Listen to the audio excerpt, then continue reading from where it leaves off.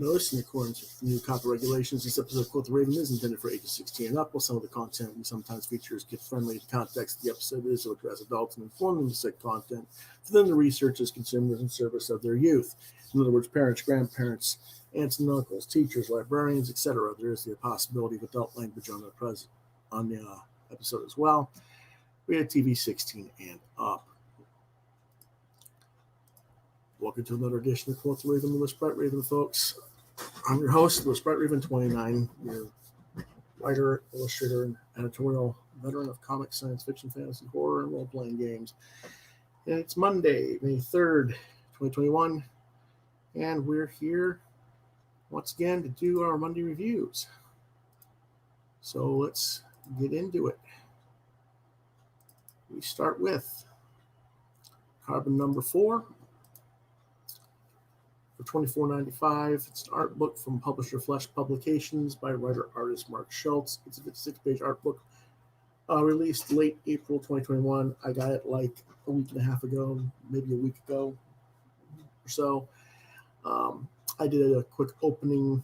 It was a Kickstarter book. I got it, and I opened it like last week or so, I think, on the channel. And what it's about, this is the 4th edition of artist Mark Schultz Carbon art book series featuring 56 pages of commissions and archival artworks to demonstrate Schultz's evolution as an artist. It includes a never-before-seen 3-page sequential story that Schultz did as a teaching aid for a comics course. You get to see the process from preliminaries to pencils to inks on a number of well-known pages and covers he's done over the past 20 years in this book as well. A must-have book for the Schultz fan for ages 14 and up, rating 5 stars. Let's take a look. Here's the art book. Nice cover.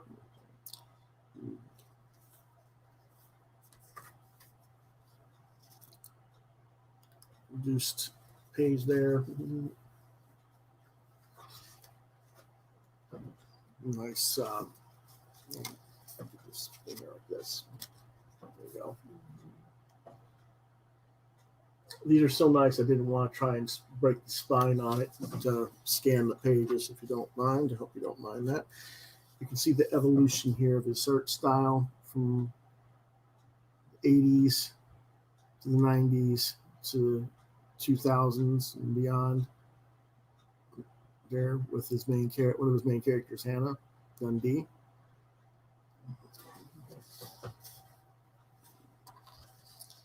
And here you see the preliminary of what he started with, from the blue lines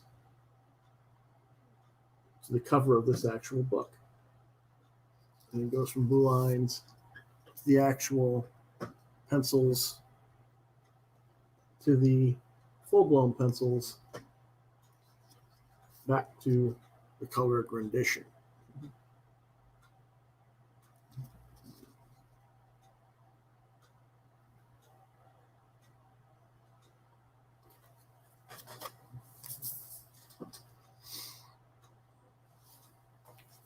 And then again, we get to see pencils to inks.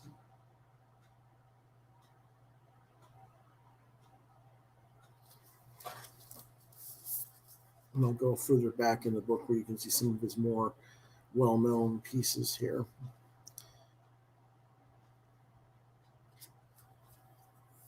I want to find a specific one if I can here. I know it's back here somewhere.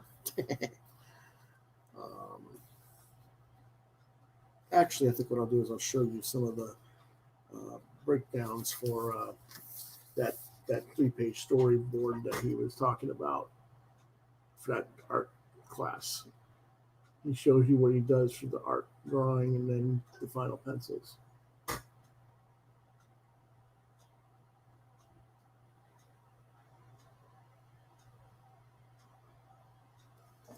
And then,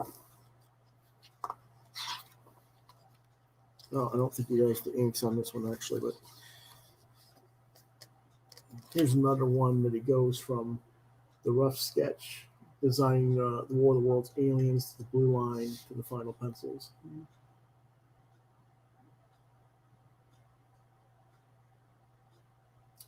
I'm trying to find a certain image though. Let's see if I can find it. There's a couple of foldouts in here as well, and that's kind of the problem. I'm trying to get around those foldouts because they're not difficult, but once you get them out, they're hard to get back in. That's the Dark Horse stuff. And you can see some of the alien stuff that he did for Dark Horse. They're really nice pieces. But I'm looking for the Superman piece he did, and I haven't found it yet. Here we are. There's the pencils to the Superman and then the inks. And you can still see that he left the pencil tones in on a lot of this stuff for gradation shading once you get certain inks. Looks very nice.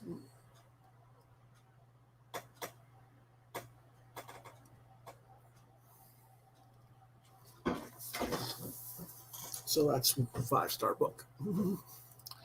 A Pop Culture Avenger. And yes, it is an awesome book. Definitely worth the $24.95. You can still get that from Flesh Publications online at fleshpublications.com. Our next book is Marvel Essentials Doctor Strange, Volume 1 for $16.99. Publisher is Marvel Comics. Writers Stan Lee, Don Rico, Denny O'Neil, Roy Thomas, Raymond Moraes, and Jim Lawrence, with art by Steve Ditko, Bill Everett, Maurice Severin, Herb Trimpe, Dan Atkins, and George Tuska. I don't know how he pronounces his last name. Collects Strange Tales 110, 111, and then 114 through 168. Well, it's about 600 plus pages of the earliest adventures of Stephen Strange, former surgeon who became the world's sorcerer supreme, charged with the task of protecting the world from threats of both supernatural demons, monsters, and the mundane magic users and abusers alike. This collection accounts his first encounters with the most dangerous enemies, including Baron Mordo, the dread Dormammu, Nightmare, Agamon, Loki, the Mindless Ones, and more. My thoughts are this was an interesting read. I've never been that much of a Ditko fan, so having to really sit down and peruse a huge body of Steve Ditko's work and see the evolution of his art through the years that he worked on a given character like this gave me a new appreciation for his work. Not that I didn't appreciate Steve Ditko before. He's just never been one of my go-to favorite artists, as it were. His inking line weight is too heavy for my liking at times, and I do wonder how much difference it would be if I saw these books in color, because the Marvel Essentials line is black and white.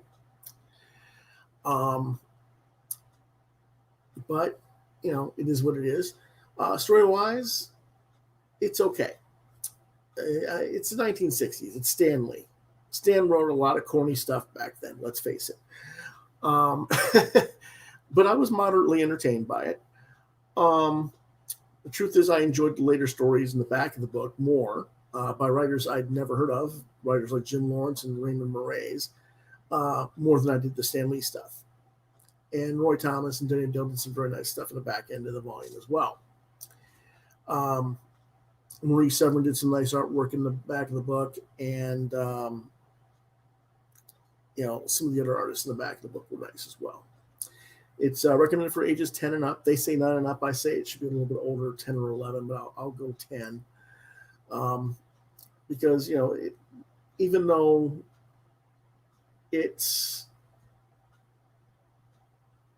not like it doesn't skew teen level as it does later on in the series. It starts to skew a little bit older towards the back of the book, I guess you could say. So I give it 4 out of 5 stars. I'm not going to show any artwork for it because it's just too thick of a book to try and get scanned. Our next book is Marvel Essentials, The Man Called Nova, number 1, volume 1. Also by Marvel for $16.99. Really, the writer is Marv Wolfman. Len Wein had a single issue in there as well, which was Spider-Man, Leading Spider-Man 171, I think. The artists are John Buscema, Sal Buscema, Carmine Infantino, Gene Colan, and Ross Andrew. It collects one called Nova 1 through 25, Amazing Spider-Man 171, and Marvel 2-in-1 Annual Number 3. Released in 2006. It is one about teenager Richard Rider becomes a superhero when a dying alien gives him powers. Basically, sort of Marvel's Green Lantern with no power ring and a different power set. Marvel Wolfman basically tried to do a sort of cross between Green Lantern and Spider-Man, went a little too much on the Spidey and had Richard flunking out of high school due to his time away with his heroics. As I said, Wolfman tries to make a little bit too much Spider-Man in that he has problems as a teenager at school and trying to keep his grades intact while adventuring, especially when his adventures will take him off-world. If there was a flaw in the series, that was probably it. He's always asking other heroes, like Spider-Man, for advice on how to be a hero. While this is a realistic tack for a newcomer to pursue, the reality is any hero is going to come back with every hero's journey is different. You're going to have to figure out who and what you stand for on your own. I can't tell you who or what you should fight for. Only you can figure out what you believe is worth protecting, worth fighting for, worth dying for. And eventually this does become the central theme of the story, of course, especially when things revolve around Richard's family and his father is injured and seemingly killed, and his brother Robbie thinks that he's the one who did it. Seeing as I only paid $10 for the book instead of $16.99, it's definitely worth the money I paid for it. Originally, I picked this up because I only got like a couple of later issues in singles back when I was a kid that I remember with Carmine Infantino art. And I liked the Carmine Infantino art, and I wanted to check that out. And as you can see, Captain Midnight is here. He just made his appearance. But anyway, yeah. So that's why I mainly got it, was for the Carmine Infantino work. I wanted to see more of that. And I wasn't disappointed by it. I enjoyed the book very much for what it was. I'm not sure I would have paid the full price for it. I'm not that big a fan. It was interesting because I got reintroduced to him with the New Warriors series, of course, in '90, and I was a big New Warriors fan when it came out.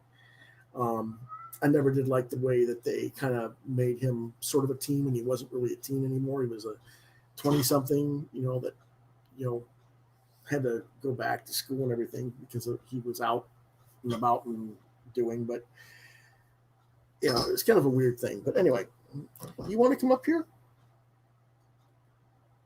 What's the matter? He wants up. There you go. All right. Lay down. There you go. All right. Now that the fur monster is comfy, we can get on with our show.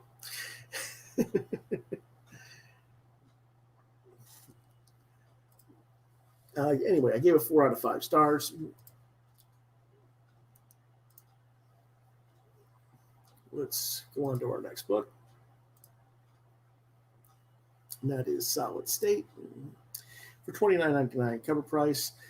This is another book I got at a major discount. I got it for like 60% off at my store. So, I kind of have to take it with a grain of salt. I know I wouldn't have paid $30 for it.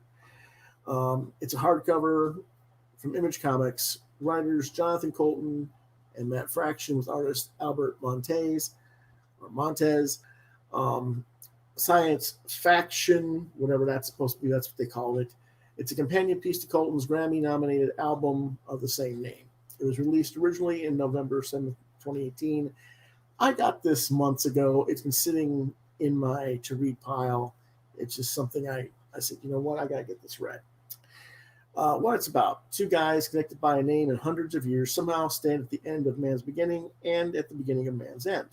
Most of all, though, it's a funny science faction nightmare about the end of everything, but how that's kind of okay. December Science graphic hardcover edition of the graphic novel accompaniment to musician, singer-songwriter Jonathan Colton's concept album Solid State is signed by Colton on a special signature page. It also has a download site for the album, but I haven't done that yet. Given that the book came out almost 3 years ago, there's no guarantee that download area is still there, but it might be. I assume it will be because that's supposed to be his thing as a musician. But anyway, the story is basically about the internet and how it's adversely affecting humanity. At some point, everything we share on social media will become public and or the property of the source media tool we use, which is already an argument that we're dealing with in society today. And that can create all kinds of hell on humanity. The book describes 2 timelines in the future, a nearer one where people use a Facebook-like social media channel which invades our privacy, and a later social media apocalypse where people have to be nice to each other and do what they are told to get thumbs up or likes in real life. It was different. I'll give it that. Albert Monte's art is very nice, but I think the story is a mess. I'm not sure if that's because they were trying to do the whole concept album with the connection with the graphic novel, or if they just missed the mark. But I've seen this kind of story in science fiction, pro science fiction before. I've seen it in video media before, involving, social media influences and pop culture, internet media, and how that can affect how society perceives ourselves and each other before, and I've seen it done better in other media. So I wasn't that impressed, to be honest. It's just kind of middle of the road. So recommended for ages 16 and up. I give it 3 out of 5 stars. And here's the artwork. It's the first 2 pages only. The character Bob is kind of like in a work zone where he's in the future, and his crash helmet, as you can see, has kind of gotten broke up, and he's gotten injured, and they're all trying to wake him up. But are you getting wake up or are you getting woke? It's kind of a weird dichotomy of the two.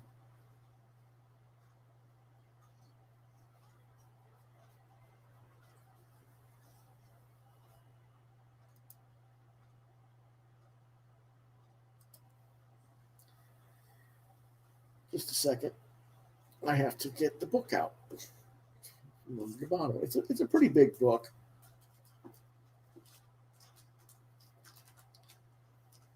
That figures. Got stuck on something. There we go. Yeah, it's a nice, thick, heavy hardcover, as you can see.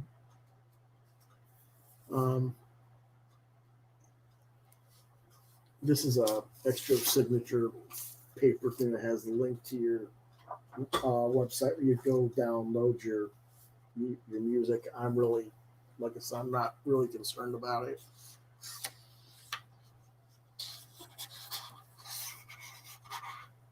Just to show that, yes, it was signed, if you want to call that a signature. Everybody calls everybody buddy in the book. It's kind of like this fake thing.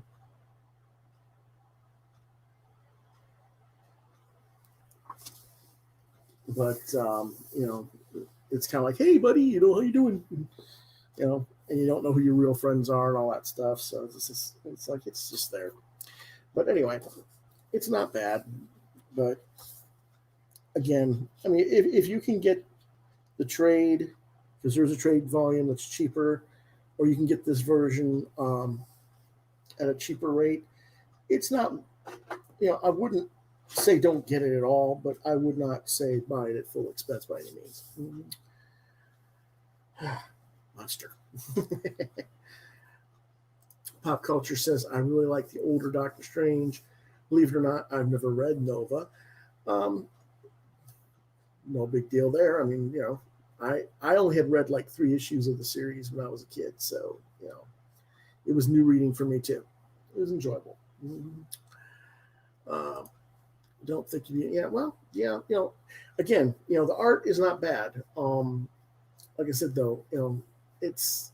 I think we've seen better things elsewhere getting the same point across. So, yeah, I think my problem is my kitty's cold because it's all kind of crappy weather today, icky, rainy, ugly out today, and he just wants attention. I think that's what it is. But let's go on with our next book, and that is Al Williamson, Strange World Adventures, trade paperback, $39.95 from our friends at Flesk Publications, not Flesh. uh, I got to get this bag thing out of the way. It keeps sticking to my books. I gotta get the book put somewhere else so it's out of the way. There we go. Sorry about that, folks. Okay. Writer is John Flesk. That's where the name Flesk comes from because he's the owner of the company. The artist, of course, is Al Williamson. It's an artistry art book. And what it's about, he did a wonderful historical retrospective book here on the career of Al Williamson. Beautiful artwork with detailed explanations of what it refers to. Introductions by William Stout and Rick Veitch that give a nice sense of the man behind the art. You also get to see Williamson's work where he's inked by the likes of Frank Frazetta. You get to see the differences of how pages were done back in the day and why today's all digital art sucks comparatively. You can't blend inking with charcoal pencil shading and zipatones all in the same image with your precious computer programs, kids. You don't get to see the illusions of three-dimensionality with zipatones with today's computer jockey artists and stuff like that. And you just see a lot of really exquisite stuff in this book that shows what real comics art is and should be. And I'll show you some of that in just a minute. It's just awesome stuff to look at back when people actually made comics and not just computer images. That's just how I look at it. So much gorgeous work to look at. Love this book. Worth every penny and then some. Ages 14 and up, 5 stars. And I'm going to have to get the kitty to get out of my lap because this book is big and I need space. Sorry, everyone. There you go.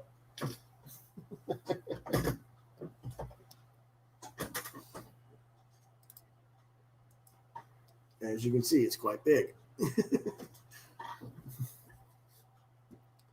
Iconic isn't even begin. But let's take a look. I mean, just opening the inside page. Look at this. I mean, that's blown up, but still, just gorgeous. Gorgeous shading, gorgeous lighting effect.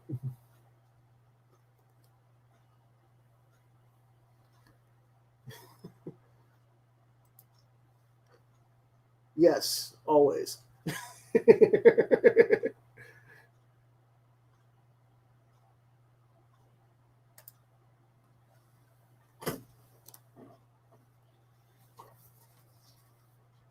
These are also blown up from this Flash Gordon stuff. This is just early stuff for this, but I want to show some of the really cool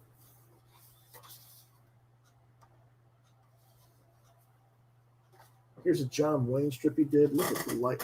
Look at the lightness here. He did a John Wayne, and just there's hardly any scratches here, but that looks so much like John Wayne.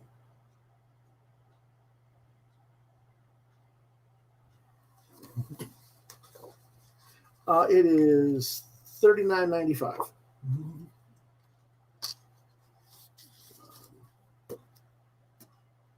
Pop culture. $39.95.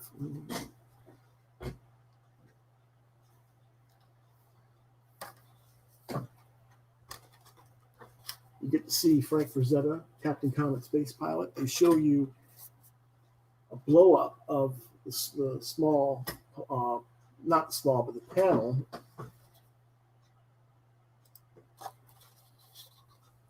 in the bottom right corner, and they can just show you the detail that's in there.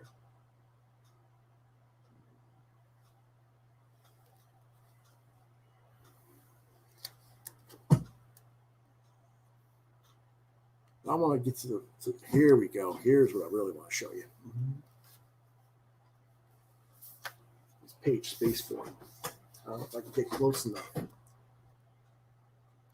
Look at the detail in this cityscape. That is all done, and on the scanner, my camera isn't picking it up. That's all done with Zipatone. And you can see when you actually look at the artwork. There we go. That's a little bit better. Different layers of levels of Zipatone in here create the 3D illusion of depth perception. And it's so tiny, you can see little dots, but you can see, when you look on the page, what they represent. You can see the actual figures of human beings out on the catwalks, and you can see little details in the cityscape that are very much there.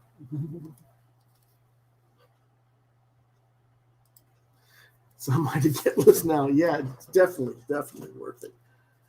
It's just, stuff like this. Another great page.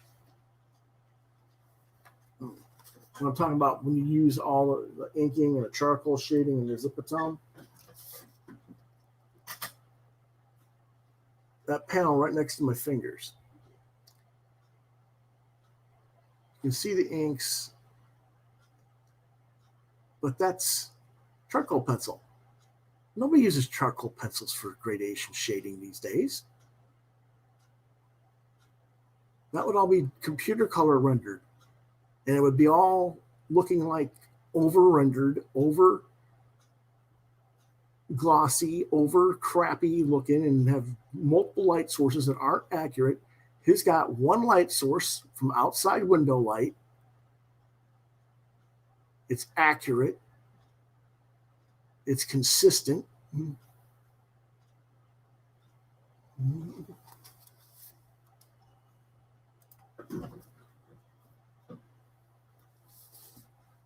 That's the difference between a master artist and what we get today. Look at this. More of the same kind of stuff. I don't know if it shows. He's got the smoke has the pencil gradation shading in there. You can see the charcoal gradation in the smoke. I'm trying to. All that smoke in there is pencil gradation.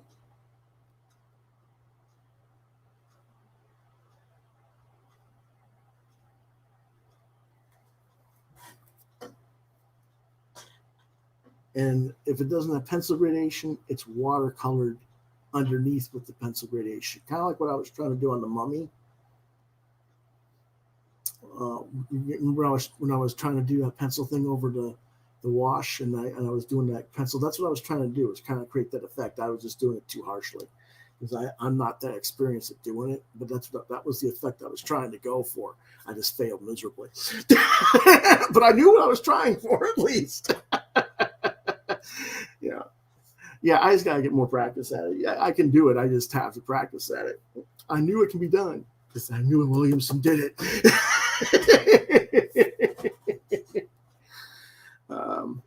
The thing is, it's not that artists can't do it today.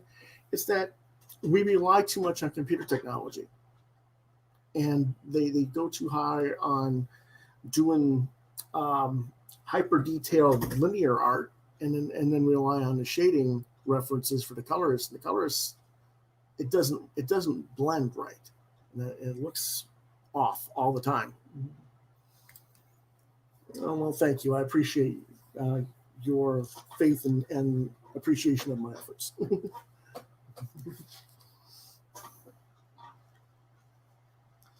Of course, here's one of his classic covers, officially.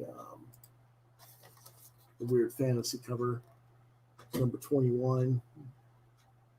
You can see the line art there. It's just a beautiful book. It's 156 pages. Can't go wrong with this or the carbon book. Yes, the carbon book's a little bit thinner. I don't know. There's like I said, there's 4 of those books, you know, for Mark.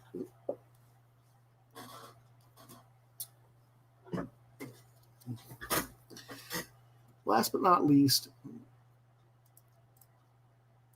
this week is another combo book between Williamson and Schultz, the Astounding Sketchbook bonus book, again from Flesh Publications. It's kind of like an Ashcan mini sketchbook. It's 18 pages in full color with high gloss stock paper. Artists Al Williamson and Mark Schultz. It's full blue line and traditional pencil sketches and ink sketches by Al Williamson and Mark Schultz, given as a bonus with the purchase of either Carbon 4 or Al Williamson's Strange Adventures. I got 2 copies, one with each book, rating 5 stars. Is there a hardcover edition? Yeah, there probably is a hardcover edition. I just can't afford that. Let me go check real quick for you.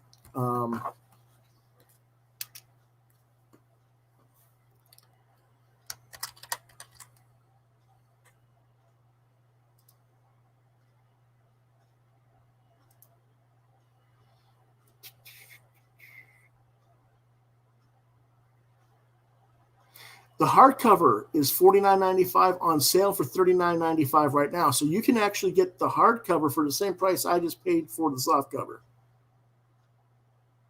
So you better go over to fleshpublication.com right now and pick that up, buddy.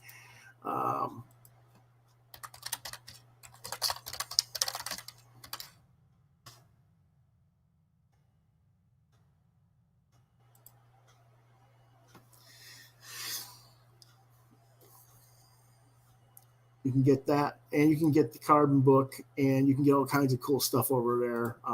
You can get the Williamson archives as well. There's other Williamson artwork books there. There is the Xenozoic. There's Carbon 4. There's the Art of Frank Cho, which I've reviewed in the past. There's the Big Tease by Bruce Timm, which is all of his good girl art, bad girl art. So if you're into Bruce Timm's art and you want to see all the sexy stuff, they've got that. They got Gary Gianni's art. They got a lot of awesome stuff over there at Flesk. Just beautiful artwork.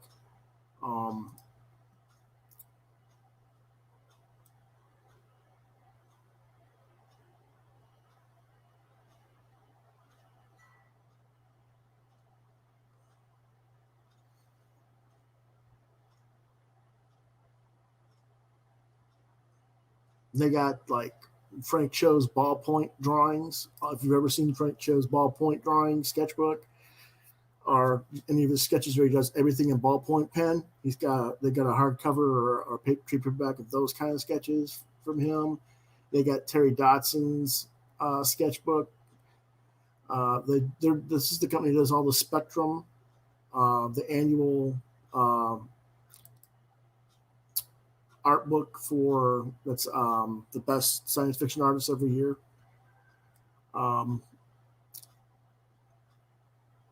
They got multiple stuff from Mark, of course, Mark Schultz. They got a bunch of Wendy Pini stuff, all kinds of amazing art. That's really should check out their stuff.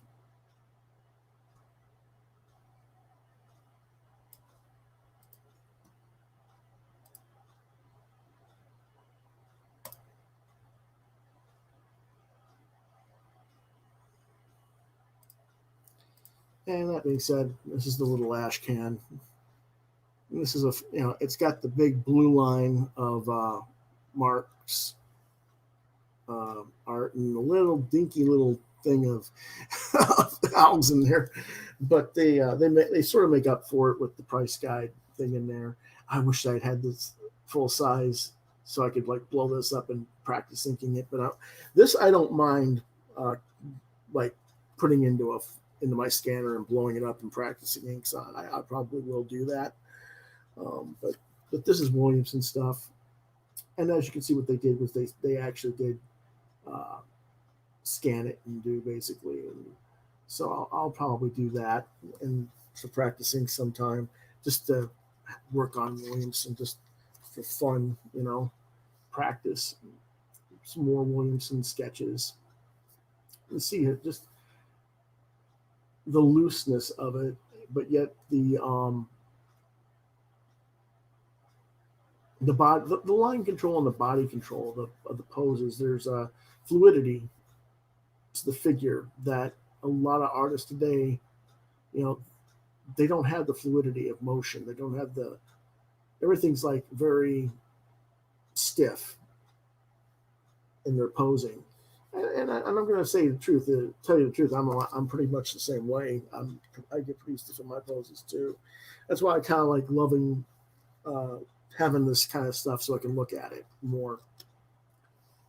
So I can look at the masters like Williamson and see this fluidity of motion and try and improve my own art skills by examination.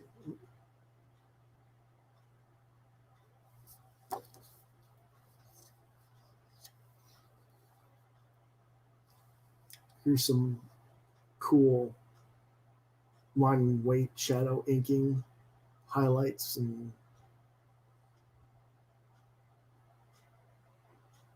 again, you don't see these kind of lighting effects with comics today. Today they would just like leave all that shading and lighting up to a colorist to do. Just draw it very, really flat rendered and leave all the lighting and shading effects to the colorist, and that's why you get these weird comic effects that a lot of people don't like, and they say, well, the comics today stink. Well, that's why.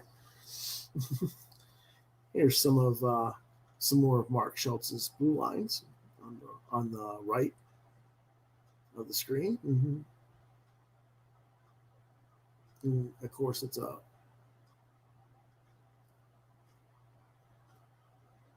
final page there of Williamson's side of the book, so to speak.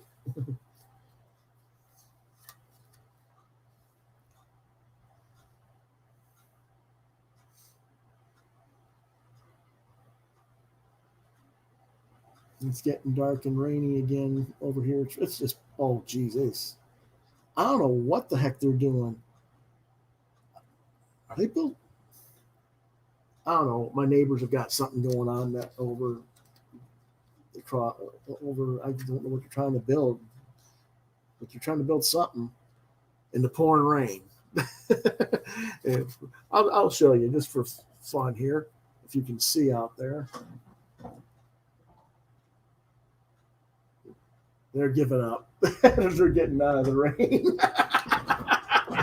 It looks almost like they're trying to build a trampoline setup or something, but I don't know. But anyway, let me get some light showing here a little bit more. That's better. There. It's getting really dark here because of the rain. Yeah, you guys can see that a lot better now.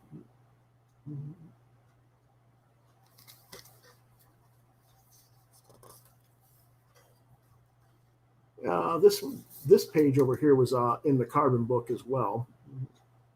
Not as, I think it might be around the same size or even bigger, but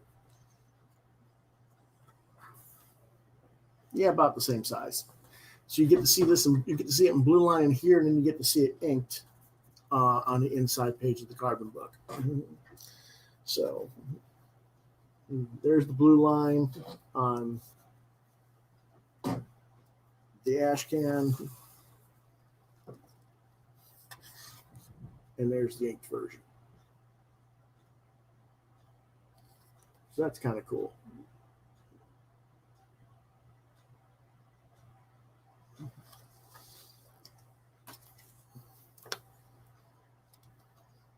A few more pages of his blue lines.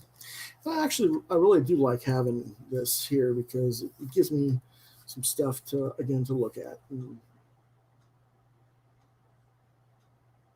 just really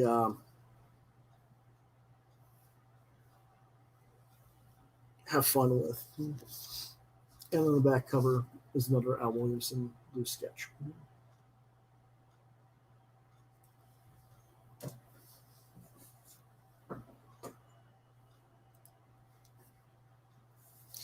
Well, let's talk about digital art. I'm not just talking about digital art. I mean, you can do original line page art, but they don't really do the same refinement because they know they're going to scan it in and let the colorist digitally color it.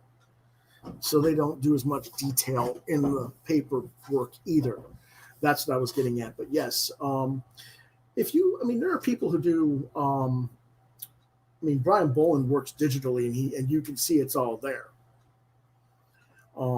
So it's not like you can't do it. It's just that they don't, comparatively.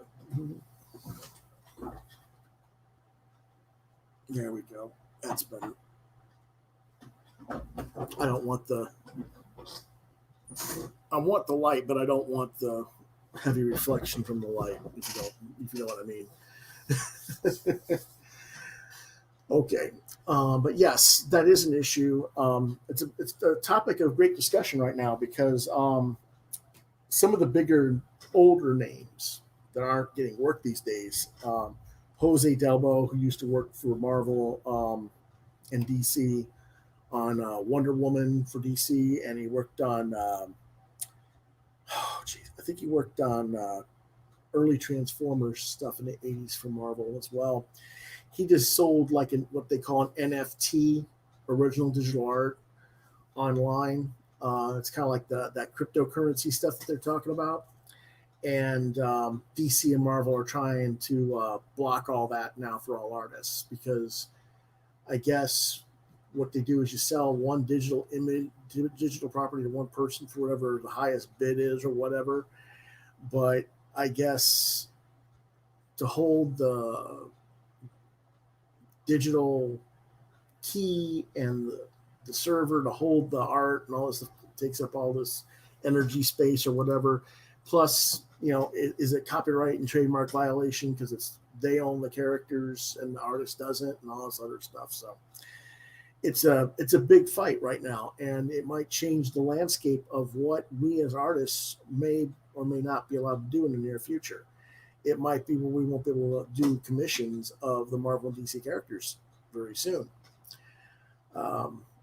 They'll start clamping down on enforcing their trademarks. And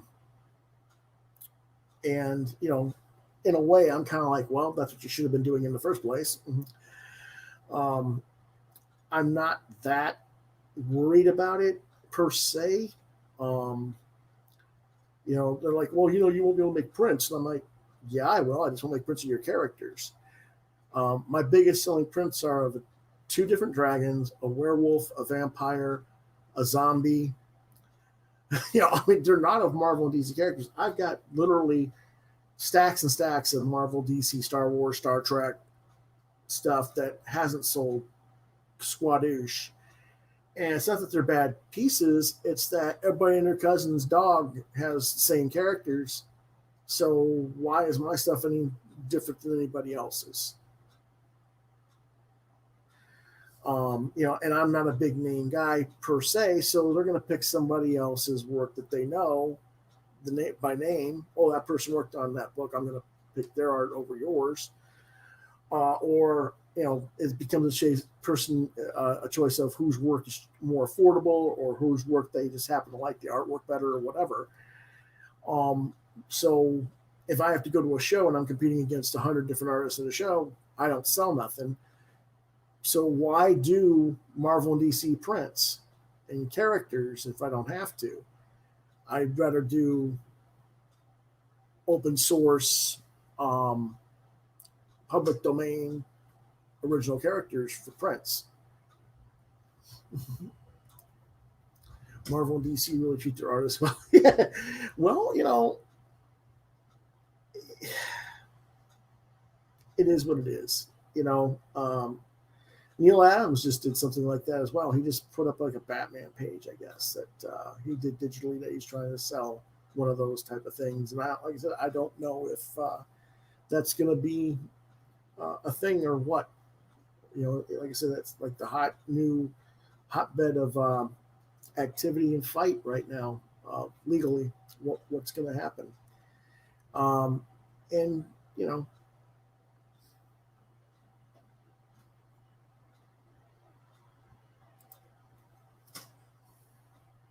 oh, I don't mind, Monster Fan. No. I'm happy with doing the Doctor Doom in your sketchbook. That's fine. That's not what I was getting at all. I'll draw whatever a fan wants. Unless Marvel sends me a cease and desist or something, that fine. The customer's always right in that regard. As far as what I meant was making a print. There's a difference between doing a sketch for a personal commission for a sketch and making a print of something. Because once you're making a print, you're stepping on someone's copyright and or trademark, unless you go and get a license. Now, I tend to I pay for a license usually when I can, or I contact the licensing department and I tell them I'm going to make 25 copies of such and such a print or 50 copies of such and such a print. Here's an image. Get it okayed, pay them a little bit of a fee if they want it. Most of the time, they don't even charge me a fee because I'm not charging a high enough dollar fee to make it worth their trouble. But, okay. But, still. Just some of the Star Wars and Monster Art sometime. Possibly purchase a few pieces if for sale. Okay, well, just give me I'll tell you what. Thursday, my guest this week had to cancel due to medical situation. They have to go in for surgery. They broke a tooth and they have to get dental surgery on Thursday, so they're not going to be able to talk. So Thursday this week, instead of doing my roundtable discussion, I'll come in and I'll have a sale day, and I'll show you guys some of the prints I have available. Okay. I'll show you the Star Wars stuff and the dragons and the Marvel and the Star Trek and everything else. I guess I can use it. And then Friday, I don't know yet who my guest host is, but that's what we'll do this Thursday. And then Saturday, I will do your two guys' commissions, Saturday and Sunday. And then next week, Thursday, I will not be on air at all for Roundtable next week. I will be stuck in my tax preparer's office all day.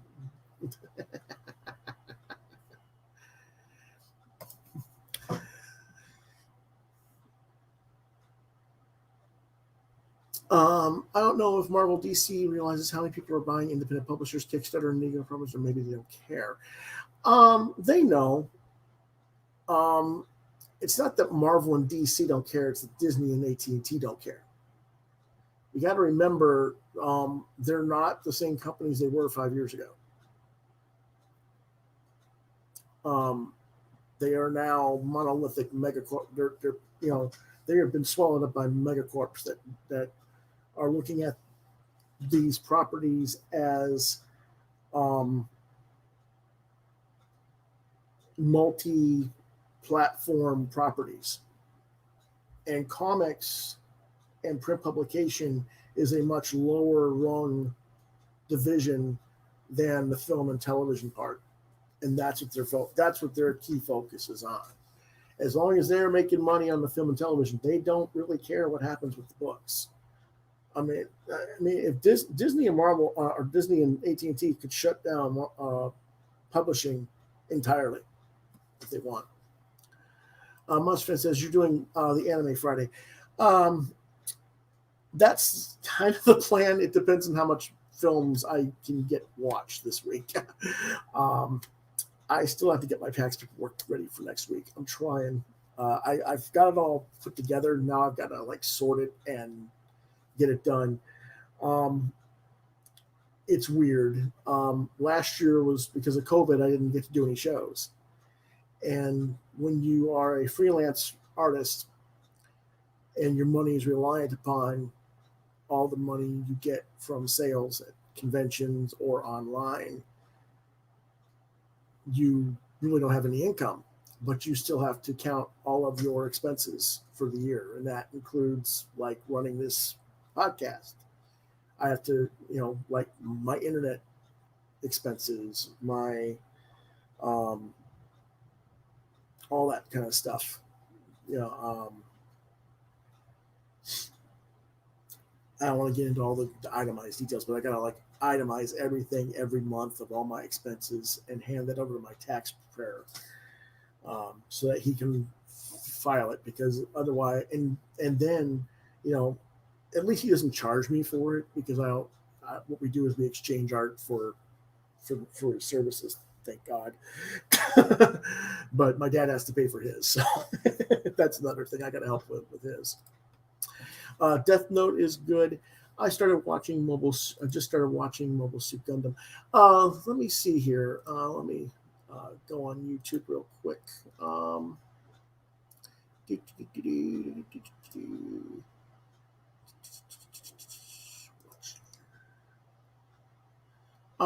I'm talking about Gandahar, Light Years, Rock and Rule, Lensman, Power of the Lens, Garaga, some other kinds of stuff that I found online on YouTube, basically, that I'm going to be looking at. There's about, let's see, 3, 4.5, 6, about 8 hours of stuff to watch. And it's all from like the 80s. Most of it's from the 80s. So I'll hopefully I'll get to watch it all tomorrow and Wednesday. That'll be the plan anyway.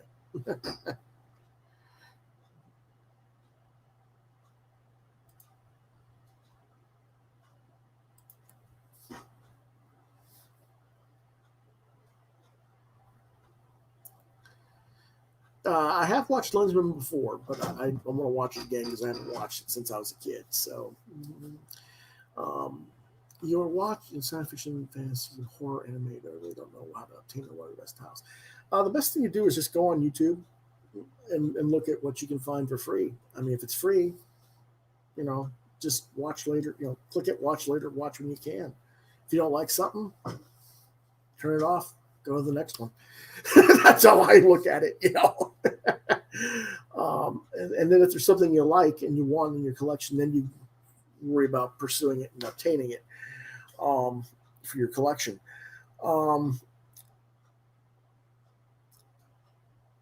Let's see, best horror anime. I guess it depends on what you're looking for. I am not one that goes for the hentai sex attacks, which a lot of the hentai horror stuff has. The in anime, so I'm not really keen on that. Obviously, Vampire Hunter D from the 80s would be a good one if you haven't seen that. I'm,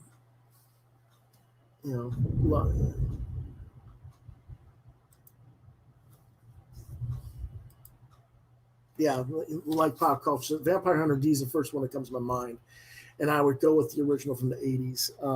I don't know about the newer ones as much. I'm trying to think, because I'm not a huge anime guy. Let's see. You got to get the Appleseed for science fiction. Um, of course, Akira. You got to watch Akira. Um, I would say check out anything and everything by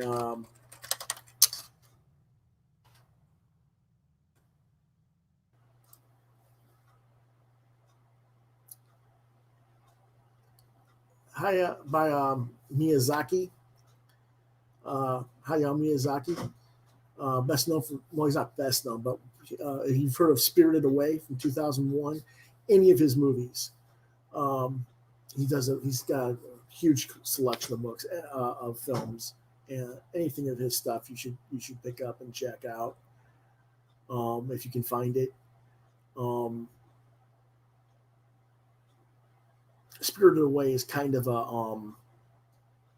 don't know, I wouldn't call it horror, but I mean, I guess it's kind of spooky in places. Um, it's kind of like a dark fantasy more than a horror film. But yeah, um,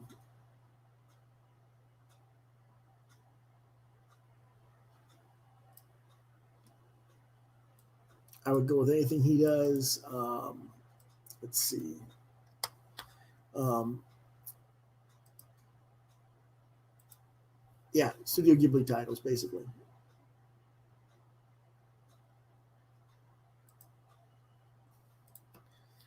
Let's see. Yeah, give me rest of the week to get on recommendations for anime, uh, classic anime. That's what I'll focus on this week. Okay, um, for monsters and stuff like that. Because, um, like I said, it's really not my forte, but I know I can do the research and find out. Howling Castle's good. Howling Castle is good. Howl's Moving Castle is good. So yeah, but I'm trying to think of what I have actually in my collection anymore. Because I got a lot of old VHSs I can't even watch because I don't have a VHS player that works. um, let's see. But yeah, when I go through my VHS and DVD collection, I'll let you guys know what I got later this week on Friday. But that is our show, unless you guys want to talk about previews, which I think we probably should. We're not an hour in, but let me let me move this over here real quick. Um, Pop culture. Did you look at the new previews and find anything that you thought I should take a look at?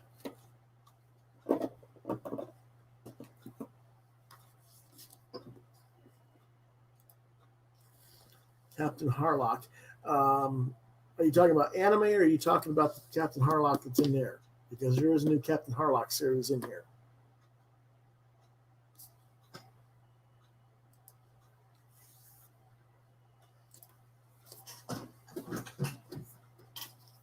I think AWA publishes it.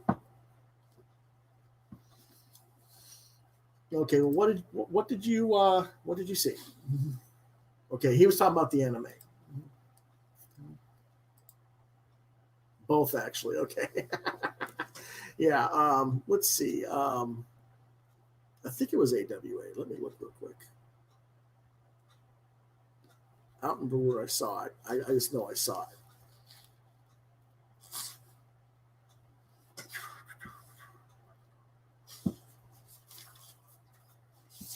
Oh, that's Frank Cho. Nope, wasn't AWA, I guess. That's them.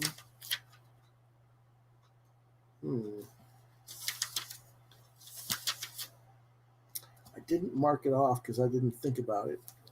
I just know I saw it in here somewhere.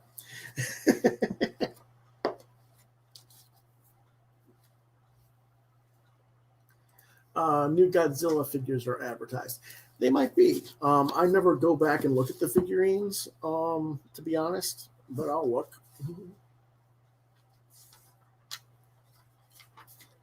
I don't really have space in my house for that. Yes, there is a new Tamishi Nations Kong and Godzilla.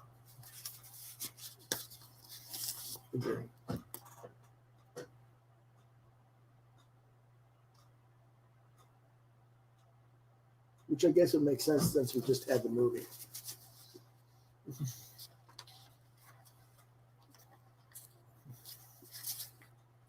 Ooh, that's a nice diorama.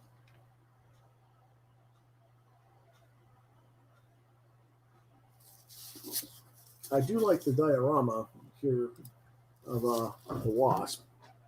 It is a nice diorama. I wouldn't pay for it because it probably costs a ridiculous amount of money, but it is a nice sculpt. Mm-hmm. Mm-hmm.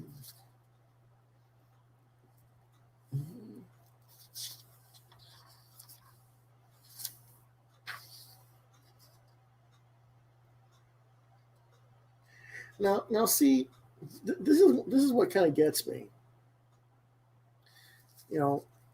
Something like this is $60. It's this Mysterio thing, and it's like you didn't even do the details of the figure right. It's not painted right. It's not the line art doesn't look right. It's just like it's bleh. And then right next to it is Colossus, and you get this hunk of whatever metal looks like crap above him. The figure looks nice, but this whatever is supposed to be crumpled up above him, and that's like $350. It's like I don't know, put a freaking Sentinel's head or something that's recognizable over his head. If you're gonna, I guess it's supposed to be a Sentinel, if of some sort. If and I guess you can recognize it's a Sentinel from above, but it's like it doesn't look like if it's supposed to be a Sentinel crumpled up, it's too small. It should just be the head. You know what I'm saying? $350. I'm like, this is kind of why I'm not into that sort of thing. Okay, let's see what he's got. American Mythology Monsters, page 253. Okay, let's look.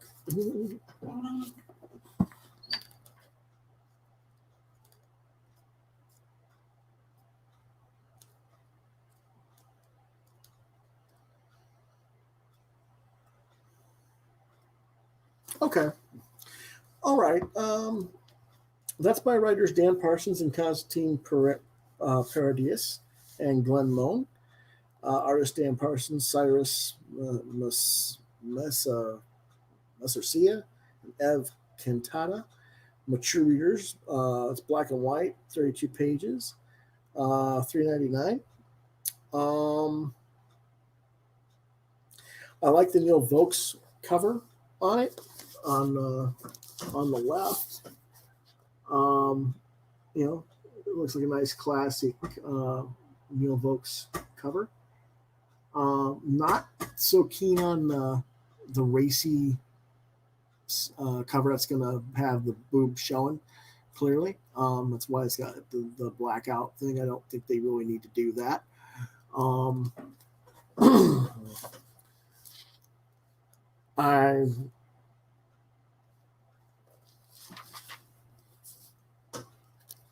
I might look at it if it's in my store.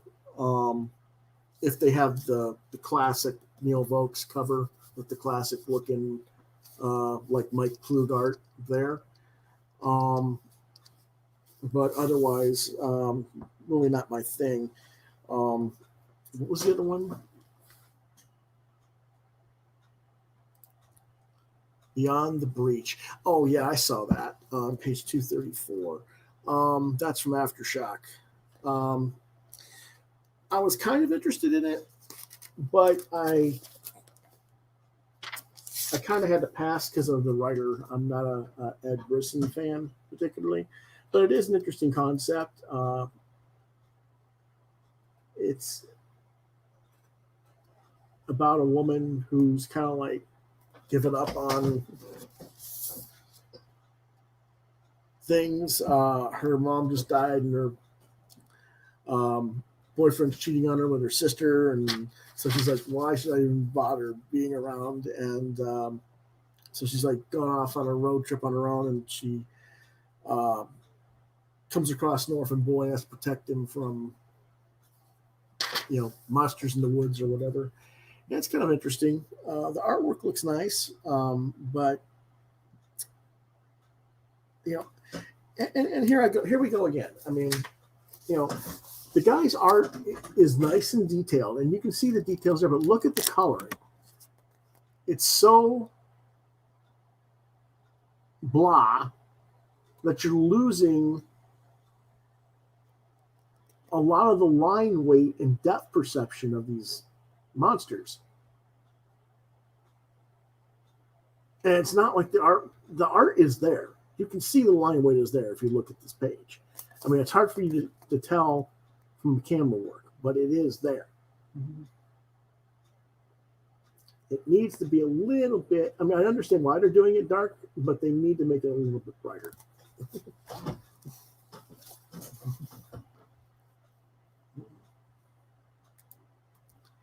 Yes, mouse guard. I'm getting mouse guard. That is something I am ordering. That is on page 200. That's a one shot. And the last book I am not buying. Absolutely not buying. Cullen Bunn can go to hell. Sorry. I hate him. Got no use for him. He puts out way too many books. He has anywhere from 10 to 20 books a month through Diamond. Plus he does Kickstarters on top of that. Way too much books. It's like, hey, you're not the X-Men yourself. Pull back, focus on doing quality, not crapping out quantity. That's my opinion of Cullen. So, even if it's it's an automatic pass anymore with him.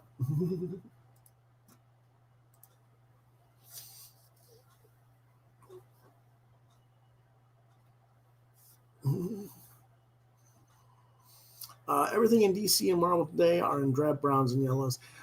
Yeah, there's a lot of bad color palettes, not just browns and yellows, but yeah, a lot of dark purple, a lot of dark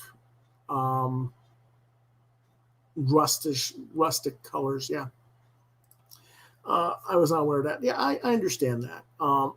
I don't really hate Cullen as a person. I just think Cullen and a lot of people in the business need to learn to not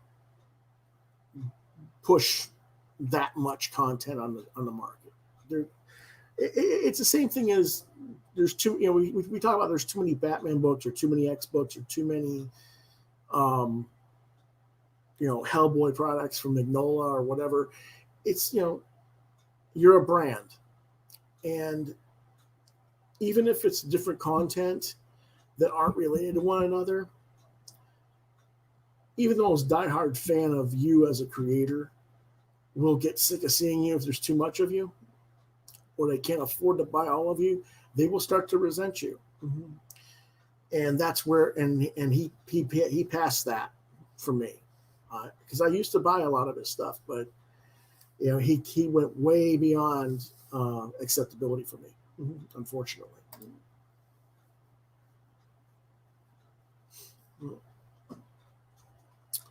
Even the goth story is not so much, exactly. Well, you got to remember the coloring of the 70s was also a lot different too. The Pantone colors were flatter and more vibrant because of the flatness. We were looking at doing all this ridiculous gradation of shading that they try to over render with the shading and coloring today. I think a lot of comics would be a lot better off if colorists would work not with a straight flat color palette, but with a flat color palette with maybe 20 to 25% gradation. most of them are working closer to 65% gradation on the color, and it just looks over rendered as a result. But it's not that the last book that you mentioned, Pop Culture, is a bad idea or anything. I'm not saying people shouldn't buy it, or that you're wrong to recommend it. It's just not something I can back because, like I said, Cullen just has way too many books out there. I think he's got like something like 11 books in this month's catalog alone, plus his Kickstarters. So it's like, yes, I am ordering The Strange Attractors. That was originally out in the 90s. These are kind of like reprint books in a way, with new covers. And the retro cover that you see is the original cover from the 90s. There's like the new cover, retro cover, which is a reprint of the original cover from the 90s, and then there's an extra variant cover from a new artist, which I think is Andrew Peepoy this time. And I got like the first issue and the third issue back in the 90s, so I'm getting the whole series this time. Pretty cool story. It's about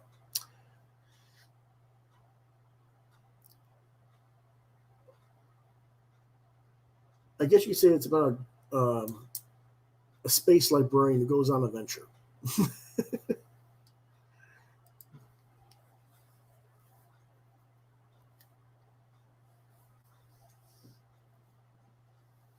Looking up artifacts and stuff. So kind of think like, what if I mean, he's nowhere near as good as Williamson, of course, but it's like, what if Al Williamson merged Flash Gordon with Tomb Raider? Kind of like what he's trying to do for it. Yeah, I would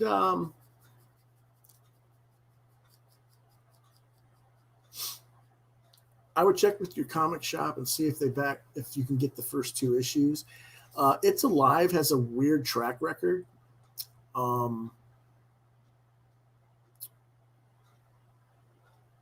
They're kind of spotty on getting their books out, so I don't know.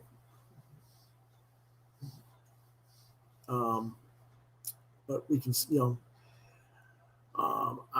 when I get their books, they're good. But Strange Attractors, it's kind of like a Warehouse 13, but it's also kind of like, in a way, like I said, it's kind of like Flash Gordon, Tomb Raider, Warehouse 13 kind of thing. Yeah. Let's see. Page 13, Monster 316. Austin 316 says, "I'll whoop that monster's butt."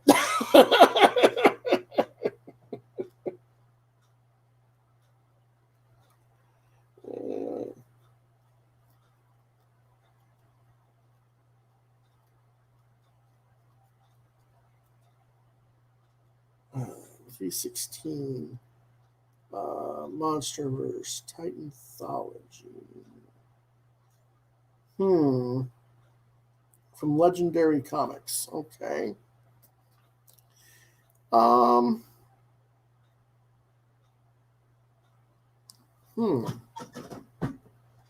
am not familiar with this. Oh, okay. This is collecting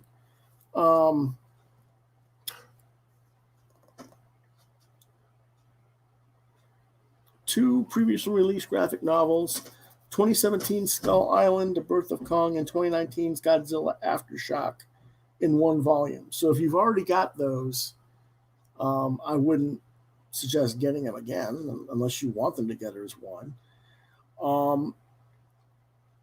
It also mentions that the item might be available through other retail outlets before it ships to comic specialty stores.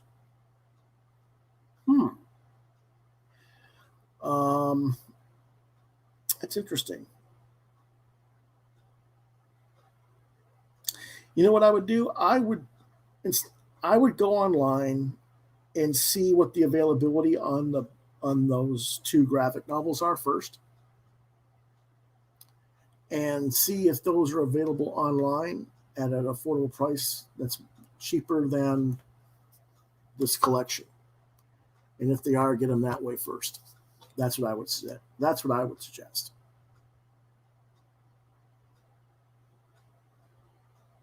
Unless you are just that gung ho and having it both in one.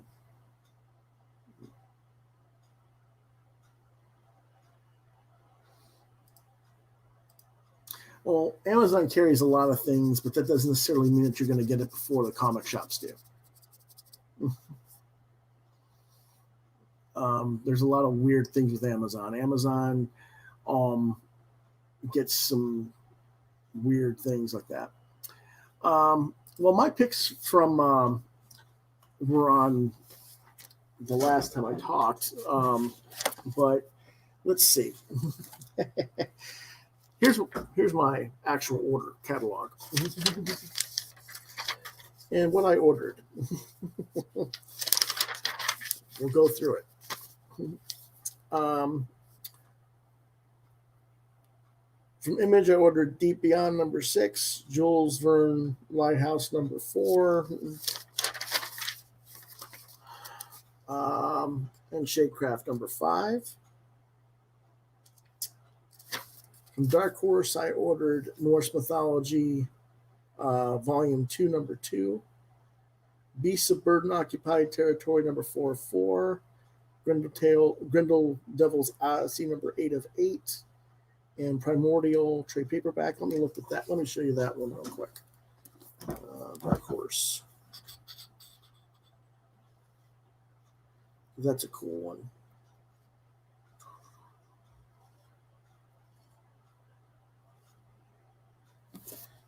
Oh, here's one I'll show you. The Nocturnals Omnibus. If you have never read the Nocturnals from Dan Brereton, think of it as, what if your classic Universal type monsters were the X-Men, only they were like also a mob crew. That's what this is, and it's really kind of cool. I've been a fan of this series for over 20 years. It's gone through multiple publishers. It was at Image. It was at Malibu Bravura. It's been at Dark Horse for years. This collects. Let's see, what all does it collect? It collects Black Planet, Witching Hour, Carnival of Beasts, and Trollbridge. All those stories. So I would definitely get those.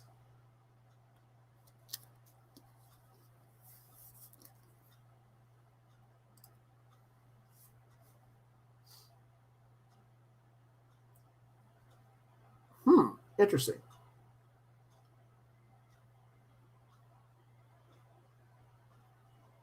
Well, I don't know. It's pretty accurate. I mean, Neil Gaiman does a really good job of depicting the accuracy of what the actual Norse mythology was. The gods weren't exactly the most enlightened or great beings there, Monster Fan. If you haven't read Nocturnals, just hold on a second. I'll be right back.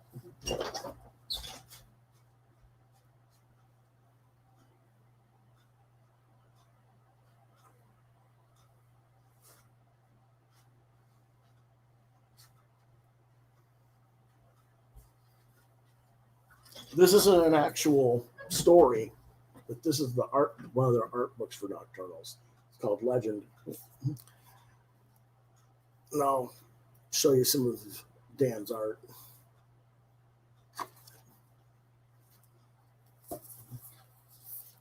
It kind of gives you some of the history of the characters and stuff like that. It's a really cool art book, but it's all painted.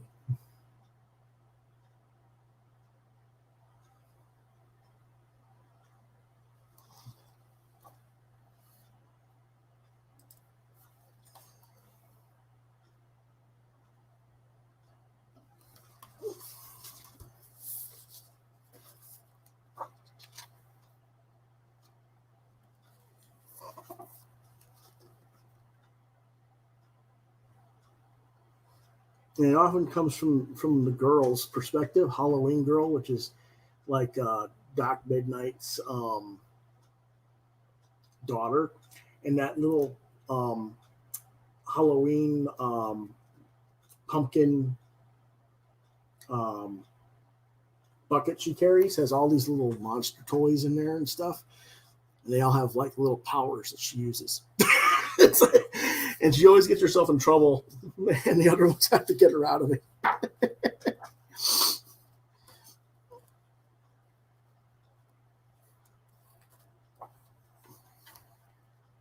And they got other cool characters. Like this is the Spectre Polychrome.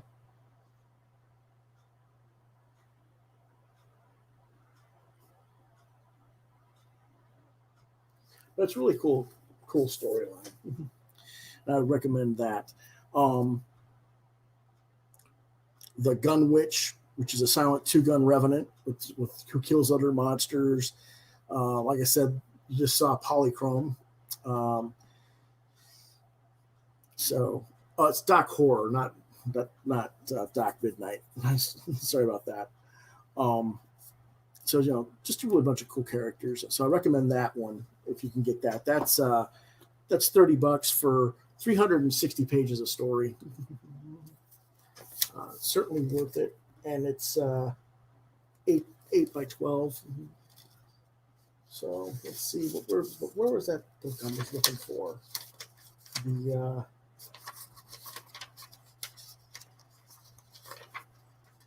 No, it's not there. I must have missed it.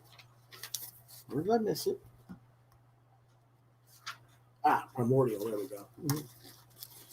There's Primordial, and that's by Bruce Zick. And I recommend that one. I'm ordering that one. And I know Bruce. In the distant past, in the underwater realm, Millar discovers that he can no longer breathe underwater, but needs oxygen from the air to survive. Branded a freak of nature, he is banished from the underwater kingdom. Between battling monsters and other Lemurians who want him dead, he searches for a place he may not only survive, but a place he can call home. He did the Atomic Legion. He did the Zone Continuum. He worked on, I believe he worked on Thundar back in the day too. So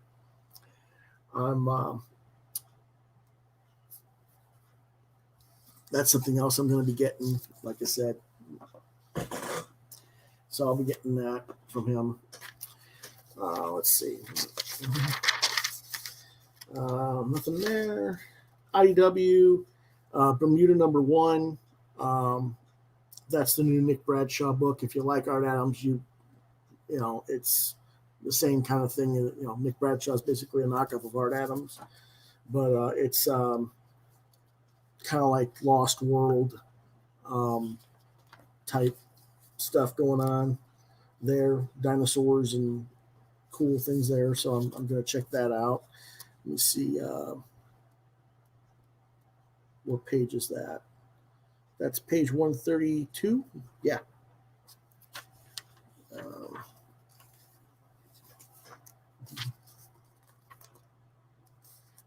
Whoops. There you go.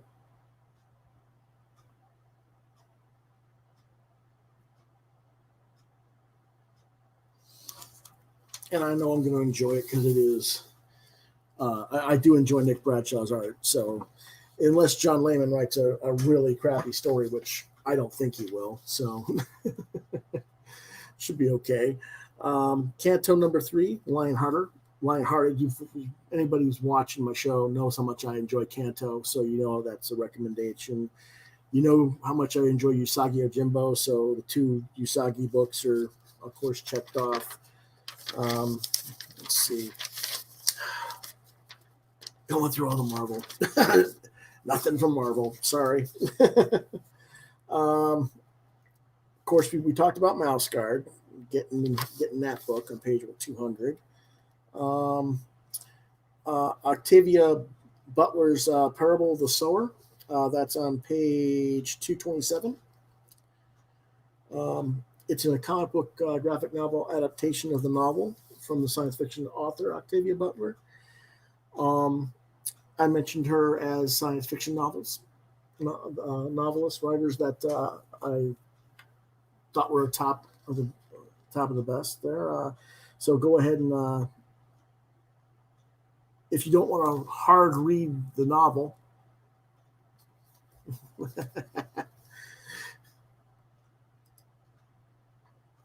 that's fine. I'm fine. We got time. We're good. You mentioned Barbarella. If they'd shown some artwork other than the turnarounds of the character and show me some story pages, I might be interested. I don't know. If you kind of have to be a hardcore fan of the movie to be interested in that, and I'm not a hardcore fan of the movie. But I'll look at it when it comes out just to see what it is.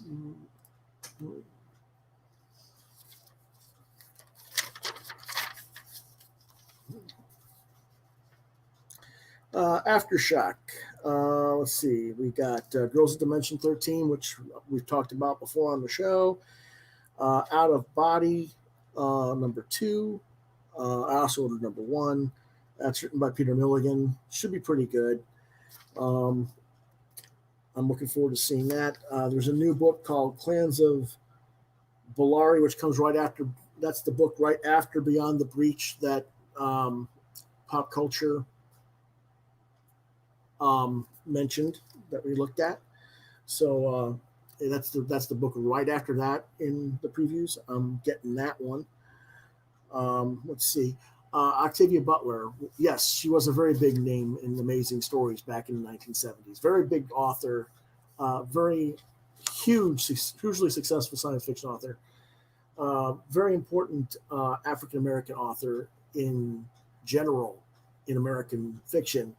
One of her bigger. That's why I'm saying anybody who watched like 2 weeks ago, I think it was, when I was talking about the science fiction authors. On a Friday, I talked about her and mentioned some of her works. This would be a good entry book to her work, even though it's an adaptation of her work. If you don't want to sit down with the hard read of the prose, the graphic novel might be a good way to introduce yourself to her work.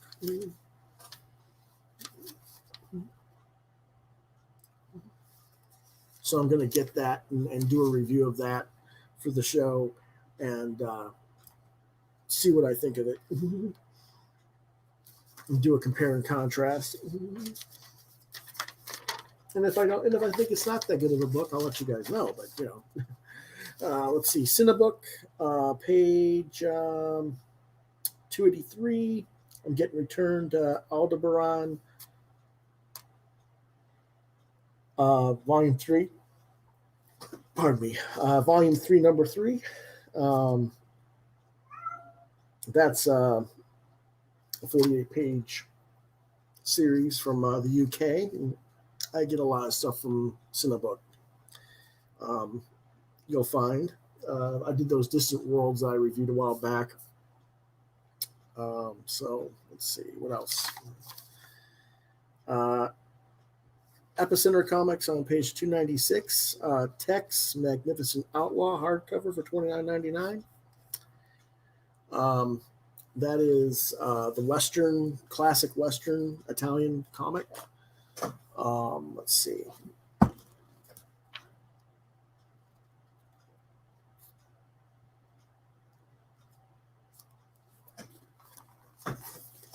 It's got a very small, unfortunately. This side. I always hate when it doesn't want to. There you go.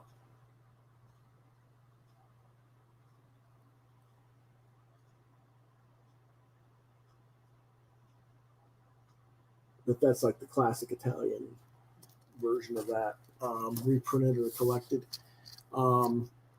Self-contained all ages story from the main text writer and editor, Mauro Boselli. So it has art by Stefano Andrio I can't pronounce it. He does Zagor. But anyway, it's a signature edition, and it's about Tex, who's framed for a crime he didn't commit, and how he'll stop at nothing to get his name cleared. So that's that one. Yeah, it's a good book. I've gotten volume number 2. I need to get volume 1. I thought I had volume 1. I don't.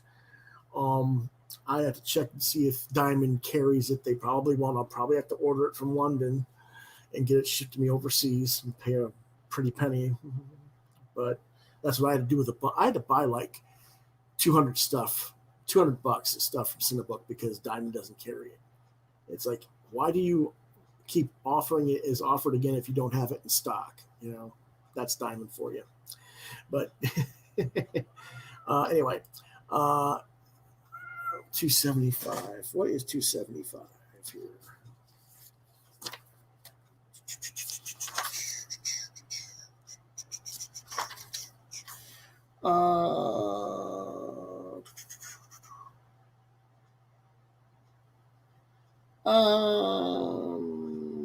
No, not into that. Sorry. Hush kitty. MFK, I mean, you know, Z thing is, you know, kind of, you know, they don't want to spell the word out because it's not appropriate.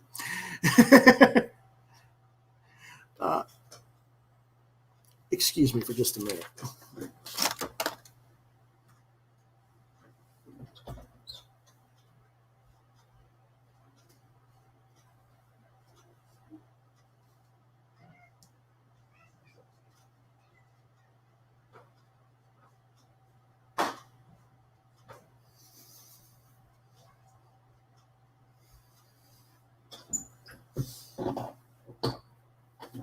He just got himself a spanking.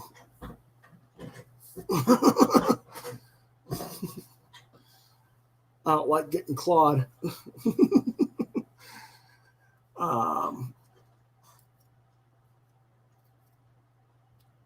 Screaming Horror, page 297. It's not that he wants loving, Monster Fan. He wants to be fed. It's almost 7, and it says, and he starts in around 5 and wants to get fed, and he knows better.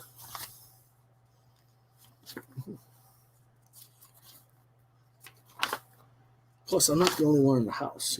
You can, you know, my dad can open the refrigerator door and feed him. Screaming Horror by the Gurch. Cover looks nice, you know, but I don't know anything enough about it to say yes or no on that one. It's a black and white book, $5. You know,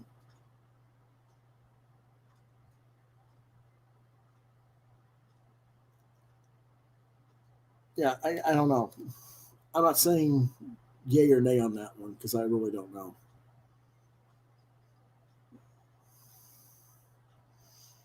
I mean, if the interior art, it's black and white.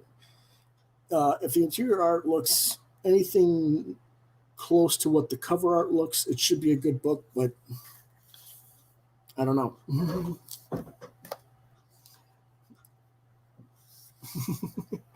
No, not really. I mean, you know, it's just, you know, the normal stuff that anybody in the back of the catalog gets, as far as I'm concerned. I mean, you saw me. I get a lot of variety of things in the back of the book as well. We already talked about the Strange Attractors. I'm getting Heavy Metal, the regular magazine. Let's see.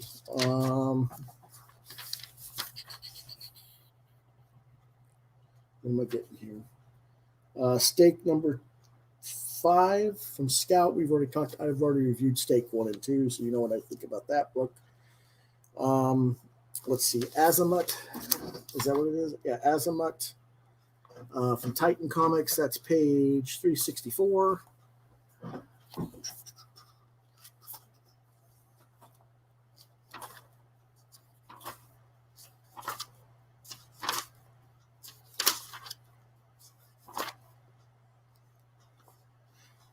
truthfully, I was interested in the cover on this Horizon book by Peach Momoko. It did grab my attention, but it's based on a video game I've never played, so I was like, I can't get into that.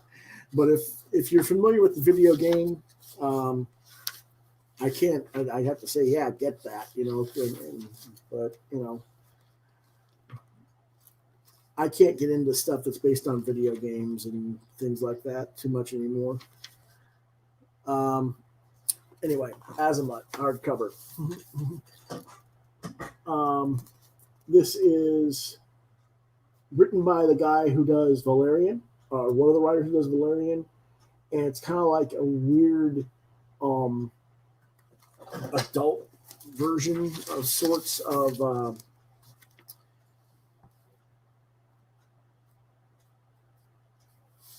I don't know. I don't want to call it like Alice in Wonderland or anything, but basically the world turns upside down when the magnetic north pole of the planet disappears, and they have to figure out what's going on and try and correct it.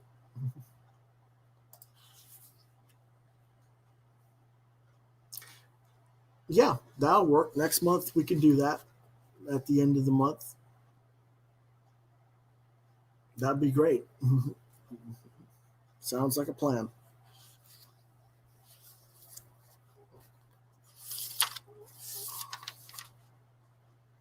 We'll just have to make sure we all get it at the same time. There's also back issue number 130, which that's the from Tomorrow's Publishing. That's on page 366. That's articles mostly. Has a Brian Boland cover. The theme is Bronze Age promos, ads, and gimmicks. Who was the person who wrote the Hostess Pie comic book ads, and stuff like that? I was like, that sounds interesting. I wonder who did do that, So I went ahead and got that. I tend to get the back issues anyway, so it's like worth getting. And that's it for me. So quite a bit of stuff.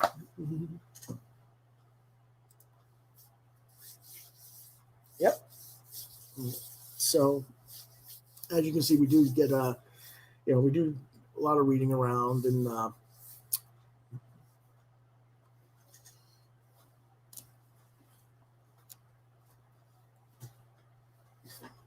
find a lot of stuff that interests us, and I'm glad to see other people like Pop mentioning things that I don't necessarily interested in. Just because I'm not interested in something doesn't mean it's not a good book.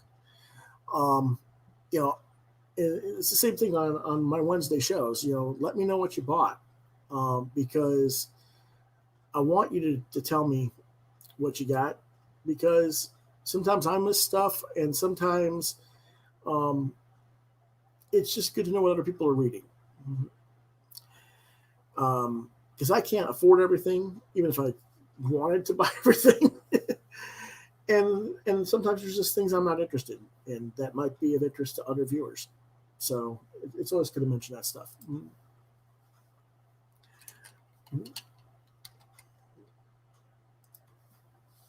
I get like 15, 10, I think it's 10% off the regular books and 15% off the trades, if I remember correctly.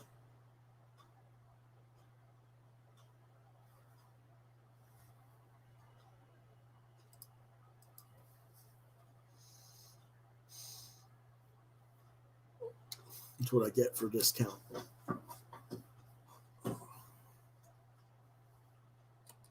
It's not much. Not like you used to get.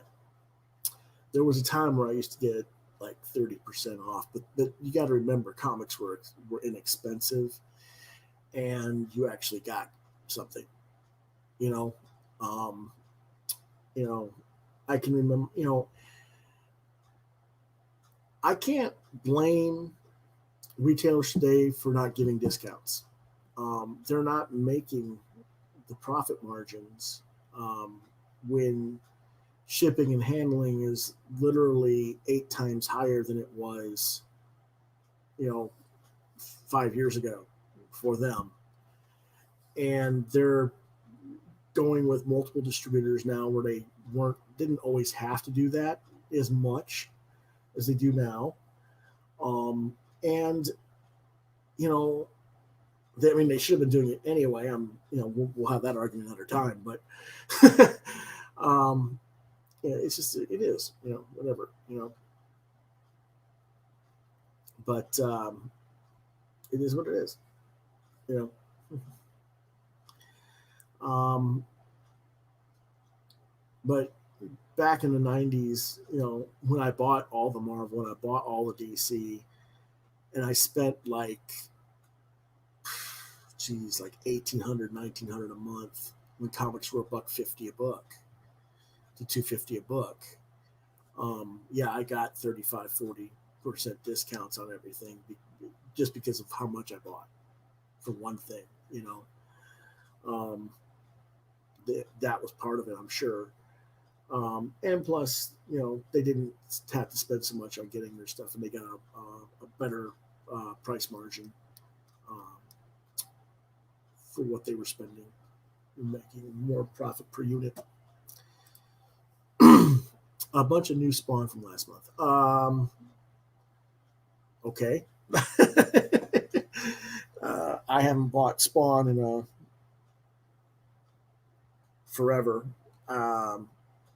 Like issue 12, maybe issue 15. I remember I got Spawn, and I'm not a Tom McFarlane guy. But the idea of what Image was supposed to represent intrigued me. And if you want to know why I went after the cat, you can see the scar, right? The scratch.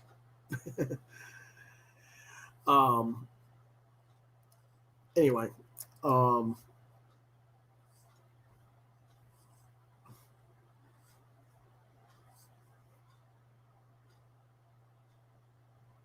I kept I probably would have quit around issue 4, but he started advertising getting real writers like Alan Moore and Neil Gaiman, and and Dave Sim was going to do an issue. I was like, okay, I'll get it through those guys.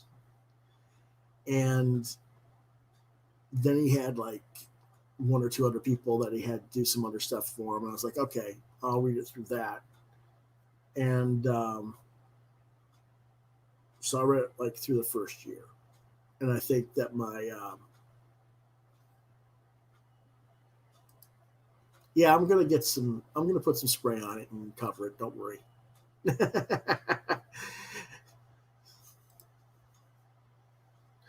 Yeah. I got scratch marks on me all over the place. My cat gets me all the time, but I'm used to it. It's just, like I said, he knows better. I just don't heal up as fast as I used to being diabetic. But, I mean, here.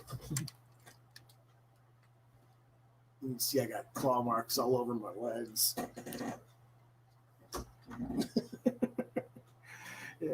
But he does it all the time to me. If I wasn't such a nice person, I'd declaw him, but you don't do that to an animal. I mean, it's like, would you cut your own first 2 digits off your fingers? No.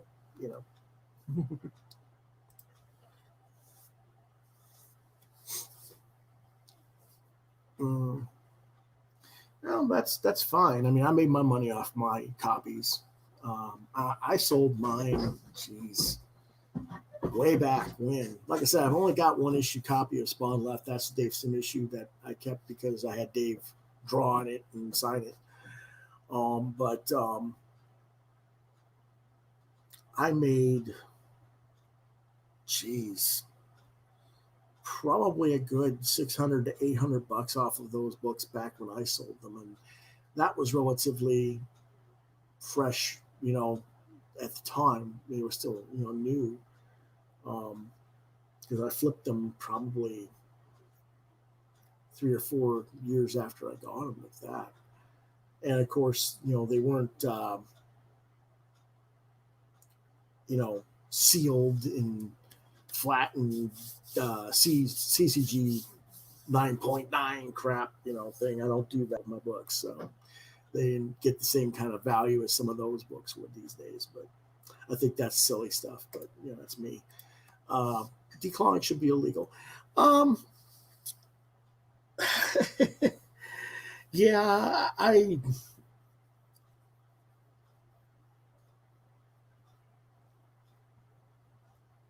get where you're coming from.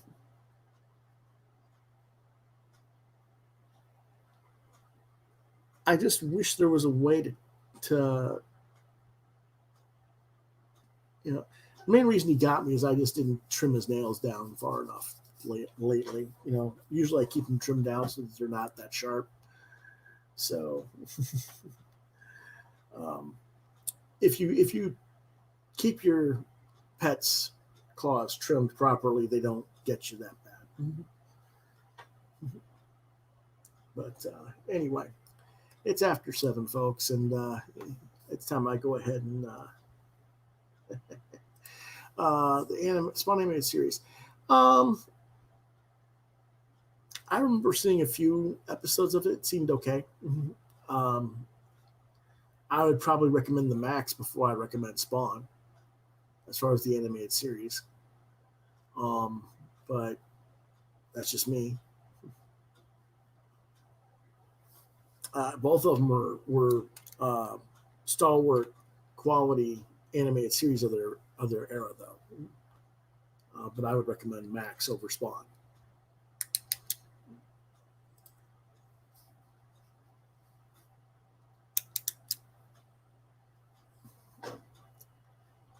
Okay. And with that being said,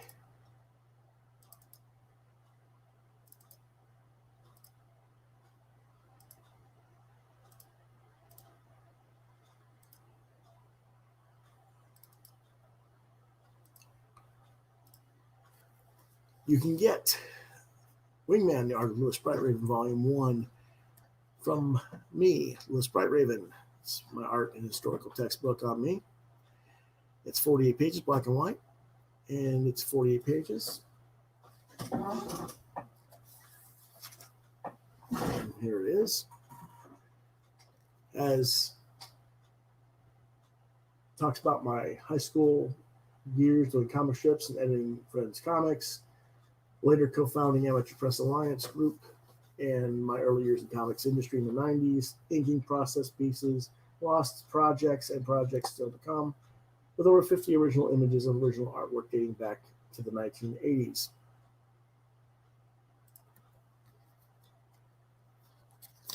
And here's some of the inking process. On the left is Gene Ha's pencils. On the right's my inks.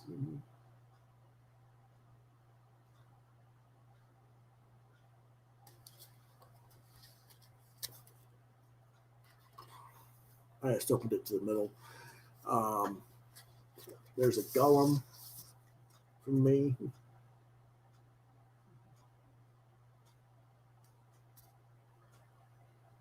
And then there's another inking process. There's what I had to start with.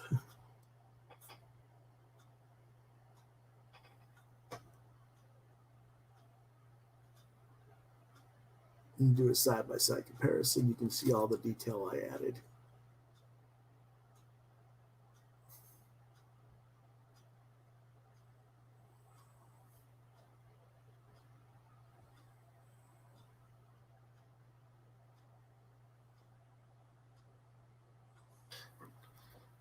But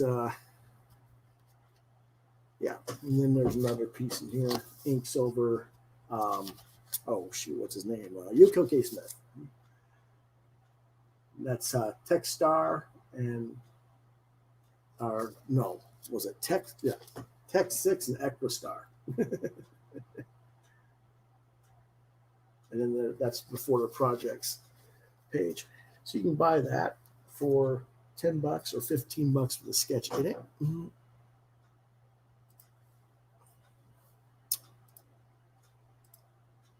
And that's the PayPal order to quothravenlbr72@gmail.com.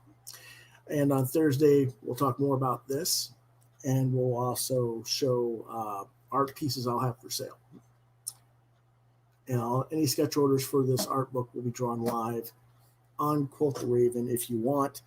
Starting this weekend, I'll be drawing Pop Culture, Avenger, and Monster Fans pieces. If you want to reach me, Facebook, Lewis.BrightRaven, Twitter @LewisBrightRave2, DeviantArt.com/BrightRaven. You're watching Quoth the Raven on Lewis Bright Raven on YouTube. And you can reach me at quothravenlbr72@gmail.com. Can't reach me there, try lewisbrightraven@yahoo.com.